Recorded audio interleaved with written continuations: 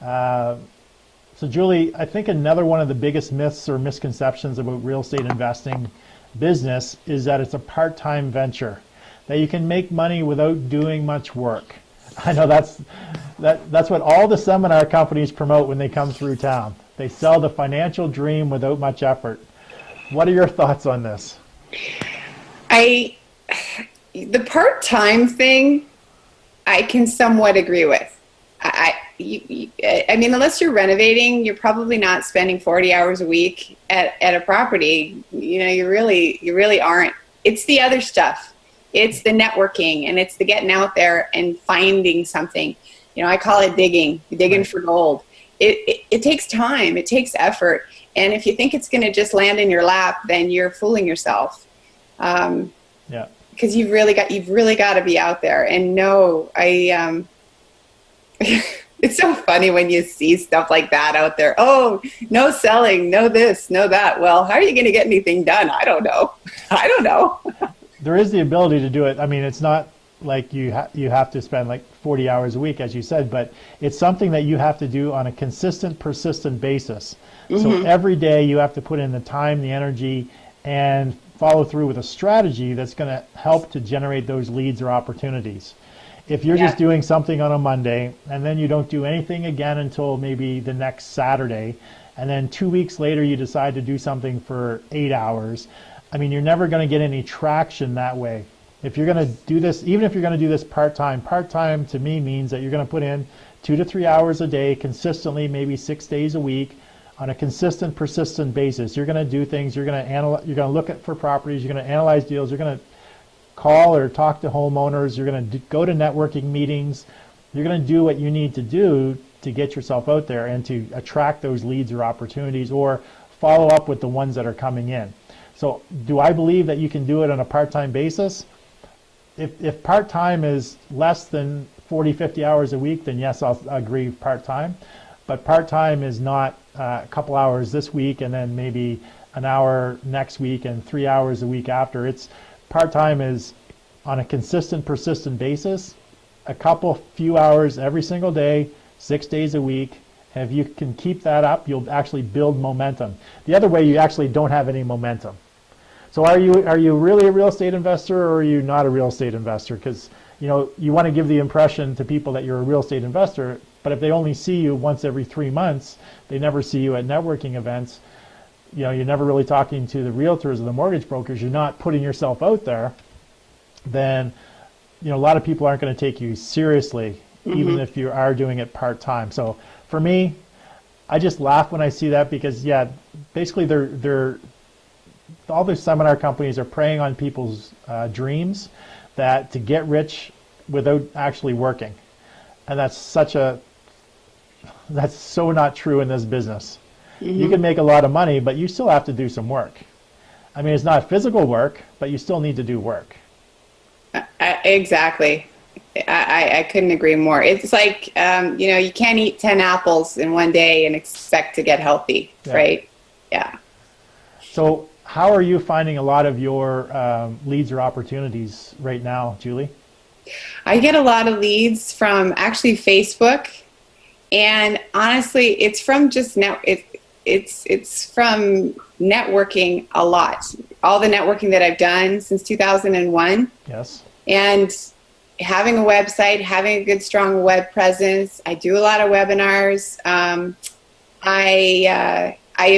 like to affiliate with people. I like to affiliate with people like you, John. I've been fortunate to hook up with a guy named Bill Bico. He's called the Educated Landlord down in Calgary. He's totally helping me do a ton of online stuff. And I'm also on the Kelowna Women in Business Executive. Yeah. And so it just strengthens your credibility when you're actually in an executive position, which is a volunteer position in a networking group. So I'm doing all kinds of things. I'm definitely trying to grow my online stuff. Yeah, 90 years probably about 3 or 4 years ago, was 97% of the people started their search online. I'm quite sure that's closer to 99.9% of the people start their search online. Yeah. So you need to position yourself. You definitely need to have an online presence. You need to position yourself so that you're going to be where the people are actually looking for a solution to their problem. So understanding, people's pains, fears, frustrations, ambitions, being able to actually create copy or creating ads that are going to get people to actually take action is hugely important nowadays. And having that presence, understanding a little bit about search engines and understanding a little bit about what, this different social platforms, how to use them, how to, incorporate them in your business is, it's a never-ending battle trying to learn all this stuff in order to stay at the top of your game, because if you don't learn it, somebody else will. And it's like the analogy that I like to use is it's like a store shelf, the best before date. So if you're not constantly staying present, your best before date gets pushed back, and those who are staying present get pushed to the front, and yours will eventually fall off the shelf or get thrown in back, and nobody will be able to find you, more or less. Yep. So having that key presence and understanding how to write ads is and understanding how to write effective copy. I've been studying that for the last 5 years. I'm still studying it today. I work with some of the top copywriters in North America, some of the top internet marketers, and I learn from them. They're my coaches, and not only that, but the online presence, doing video, doing stuff like this is crucial to staying in the forefront. So. Well, John, I've been following you for years, and your stuff that I read, it just gets better and better. Thanks. I love you really have a gift in writing your copy, and it's getting better. You practiced it and honed your skill. It's getting better. I'm still not the greatest at it, obviously. My name's not Frank Kern by any means, but I study from these guys, and it just makes it better. So actually, I have anyone that's interested, I have a free PDF for helping real estate investors create ads, actually. Awesome. Maybe I'll throw that in as well. So after the show, I'll put in the link where people can actually get the free PDF. It's writing killer ad copy for motivated homeowners. So basically, I use this strategy for writing the ads to attract all my homeowners that want to actually do business with me. And when I promote my ads, right now, we have people across the country for our nationwide business that actually are running my ads in about 19, 20 different cities right now, generating us, hundreds of leads per city on any given month based on the strategy that I used in creating my ads. So I'm going to, as a free giveaway, I'll put the link in after the show. Anyone that wants the free giveaway, free PDF on how to, write killer ad copy for their ads, they're more than welcome to have it. So nice. That's awesome. I'm going to get a copy. Is it okay if I give it to my coaching clients? For sure. It's free. Actually, just send them the link so they can download it. So that's what I'll do. So I can capture their email. Yes, exactly. You know how that works, right? I do. Help out of the game. Let's see. So just in closing, Julia, do you have any final closing thoughts for our guests or people looking to get in real estate investing that you want to share with them? Any words of wisdom and from your 15 years of experience? Well, it goes back to this all the time. You can read as many books as you want. You can play the cash flow game all you want, and Monopoly, and go to all the seminars and attend all the webinars that you want. But the only way to really learn how to do real estate is by actually doing it. And that's probably the best advice I could give. And if you don't have a mentor, then reach out to, Rochelle LaFlamme, she's on right now. She's amazing. They are the, what are they called? Oh, Epic. Rochelle, I'm sorry. Epic Alliance, Epic ladies. Alliance, They're yes. fantastic. Reach out to Sean Chuchuk. I know he knows a ton about real estate. Find a mentor or coach. Find somebody. I'm not trying to plug myself, but the reason why I started doing it is I just found so many people really, really interested, but scared to take that next step. And it is hard to do anything that's unfamiliar by yourself. So, but you got to do it. You got to take that step.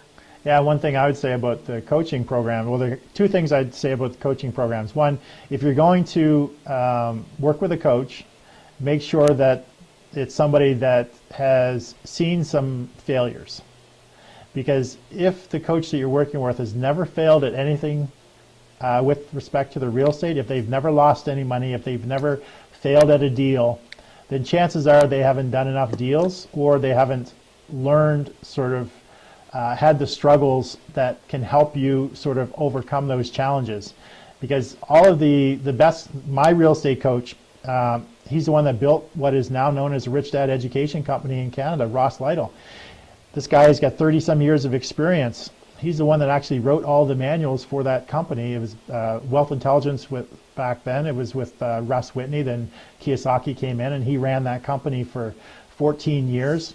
He has analyzed more deals. He's coached, he's done over 800 coaching sessions, coached over 1,000, well over 1,000 people, trained well over 10,000 people in North America. And, he is my coach today. So, and he has lost and gained millions a couple of times.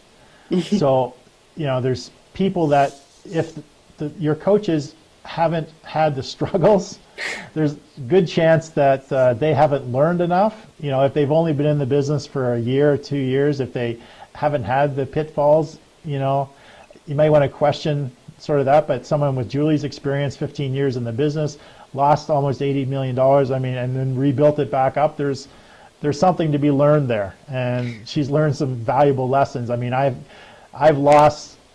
I've entered into partnerships and that have not worked out well twice, where I've basically lost all the deals I've done for years, basically no income from the deals I've done for the last 2 to 3 years. So you end up in situations, but you just dust yourself off, you get back up. So there's that. And as well, if you're thinking about real estate investing, I would advise you to actually seek out and work with a coach before you invest the $10,000, $20,000, $30,000 into the courses, into the people that are coming around selling their courses. Because one, there's a good chance you don't need that $10,000, $20,000, $30,000 worth of courses, and it's a seminar business. It's not an education business. So they're out there just to sell seminars. They're out there to sell their stuff. But you don't even know if you want to do real estate, so why invest $30,000, $40,000 into it and you don't even know if you want to do it?